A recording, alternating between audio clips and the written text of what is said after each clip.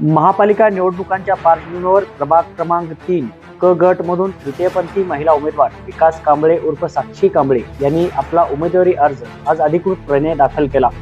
यावेळी त्यांनी तृतीयपंथी समाजाच्या समस्या सोडवण्यासाठी आणि प्रभागातील सर्वसामान्य नागरिकांच्या मूलभूत हक्कांसाठी आपली उमेदवारी असल्याचे स्पष्ट केले।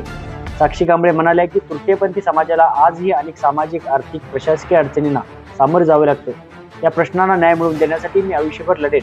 तसेच प्रभाग क्रमांक 3 मधील नागरिकांचे रस्ते, लाईट, गटार, पाणी पुरवठा आणि इतर मूलभूत गरजांचे प्रश्न सोडवणे हे माझे प्रमुख उद्दिष्ट आहे। प्रभाग 3 क गट मधून त्यांनी अपक्ष उमेदवार म्हणून अर्ज दाखल केला असला तरी भाजपाकडून उमेदवारी मिळण्याचे संकेत मिळत असल्याची चर्चा आहे। विशेष म्हणजे उमेदवारी अर्ज दाखल करताना भाजपचे ज्येष्ठ नेते व आमदार सुरेश भाऊ खाडे हे स्वतः उपस्थित राहून साक्षी कांबळे यांच्या समवेत निवडणूक अधिकाऱ्यांकडे अर्ज सादर करण्यात आला।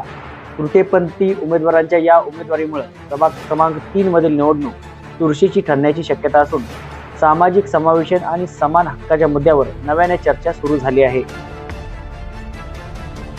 नमस्कार, मी विकास यमनवा कांबळे उर्फ साक्षी सांगली मिरज कुपवाड शहर महानगरपालिका हद्दीतील 2026 निवडणुकी मी एकमेव तृतीयपंथी आज महानगरपालिकेत अर्ज दाखल सादर केला आहे आणि माझ्या समाजाचे लोकांसाठी प्रत्येकांच्या घरोघरी जाऊन त्यांचा प्रश्न सोडवायचं काम आम्ही करणार आणि अनेक समाजाच्या लोकांसाठी पण करणार, अशी जिद्द ठेवून मी लढणार।